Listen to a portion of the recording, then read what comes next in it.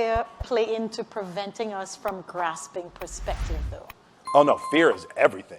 Yeah, like if there was one concept that I would suggest to people to take a daily confrontation with, is fear.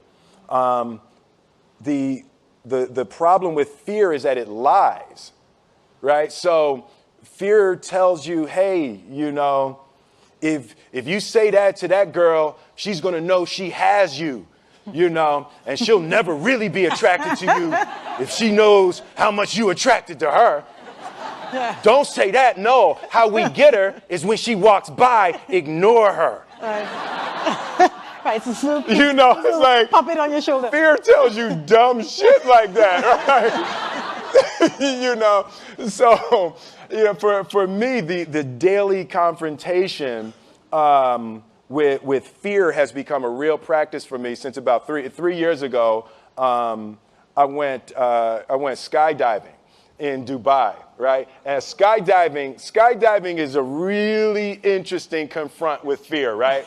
So I gotta stand up. I'm sorry, I gotta stand up. All right. So all your friends, what happens? You go out. I dropped my thing. Yeah. So what happens is you go out the night before and you take a drink with your friends, and somebody says, "Yeah, we should go skydiving tomorrow." And you go, "Yeah, we'll go skydiving tomorrow." Yeah. And you go, "Yeah." And everybody goes, "Yeah." Right? And you go home by yourself. You're like, Right? You're like, well, I mean, they was drunk too. Right? So maybe they not, maybe, I mean, we don't have to go. We don't have to do it.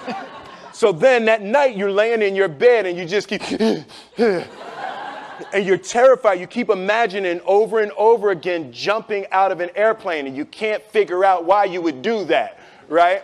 And you're laying there and you have the worst night's sleep of your life, but you still have the hope that your friends were drunk, right? So you wake up the next day and you go, down and you say where you were going to meet and everybody's there. You're like, oh, shit.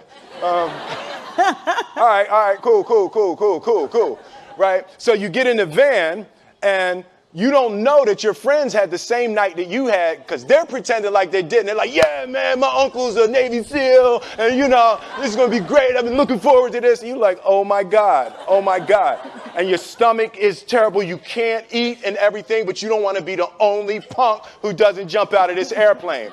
So you get there, and then you have this safety brief. And you're standing there, and the guys will tell you, well, if the chute doesn't open, what's going to happen is why the hell, what could happen?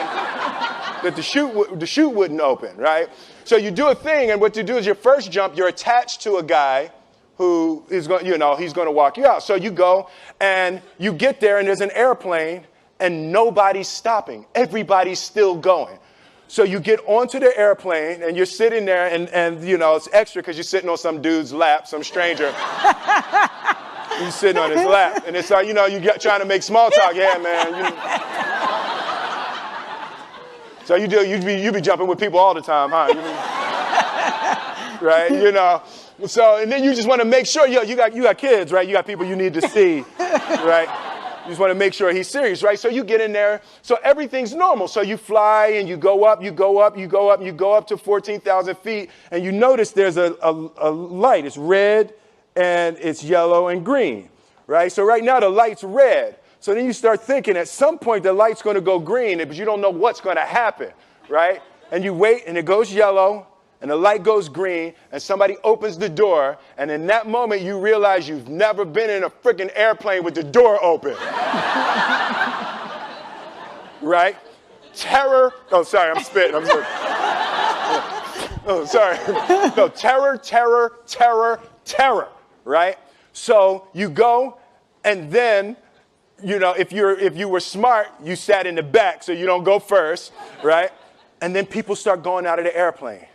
And you go, and the guy walks you up to the end of the thing, and you're standing, and your toes are on the edge, and you're looking out down to death.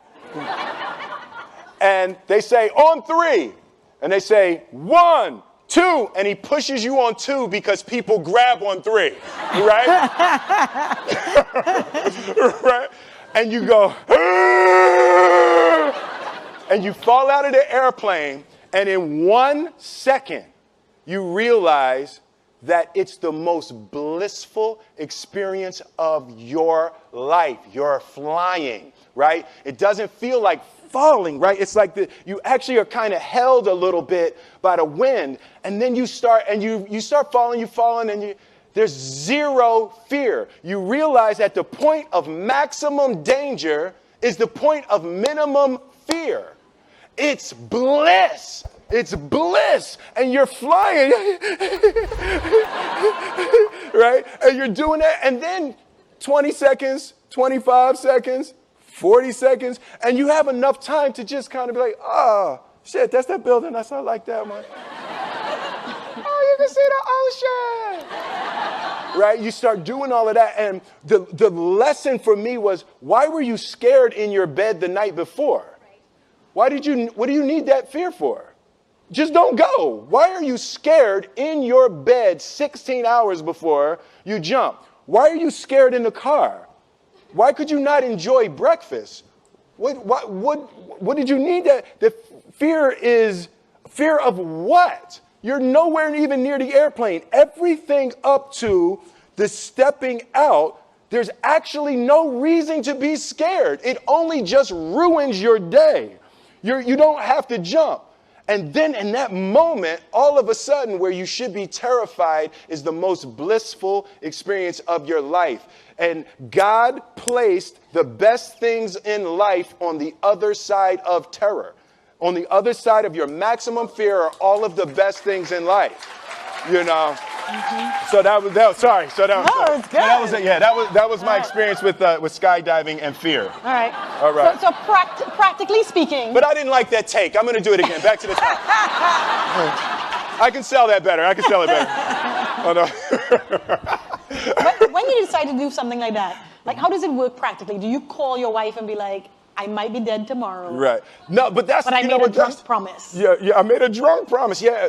How about this? So I jumped. I had such a mystical, powerful, spiritual experience. I flew home and got my sons, and I went back, and 10 days later, my sons jumped, right? Yeah. Now, that was a little different. Oh, let's see, that makes me stand up, right? Because I'm scared, right?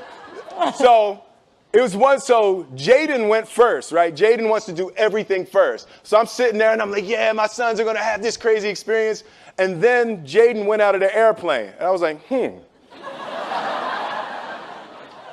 my oldest son, Trey, goes up and he goes out of the airplane. And I was like, this could potentially be the worst display of African-American parenting in history.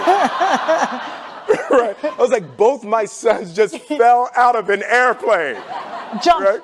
Jumped. Right? Because I told them to. But again, the fear again. I was like, oh my God. So I told the dude, I was like, listen, I want to see them go out, but I also want to see them land. And he's like, no, it's cool. So this time we went out and we did the straight bullet, and I just went straight down past them. Right? I was like, and he's like, you good? Right, did the bullet straight past, pulled the chute late. Oh, sorry, this makes me spit. I'm sorry. Pulled the chute late, landed, and then videoed them coming down. But it was like, they had the same thing, the same experience with the fear. But that I'm telling you, the confrontation with fear is an absolute magical way of facing the things we have to do in this life. You know, forget security, live for experience, right? So with that, every morning when I get out of the bed, you know, I haven't fixed everything in the world yet, so there's always something to do. And in this film, I read an interesting quote for the Siddhartha Gautama, the Buddha. He said that good people have to get out of the bed every day and try to empty the ocean with a ladle, right? And I thought that was, you know, I knew that was profound, and I paused for a second, and I said, all right, what the hell is a ladle, right?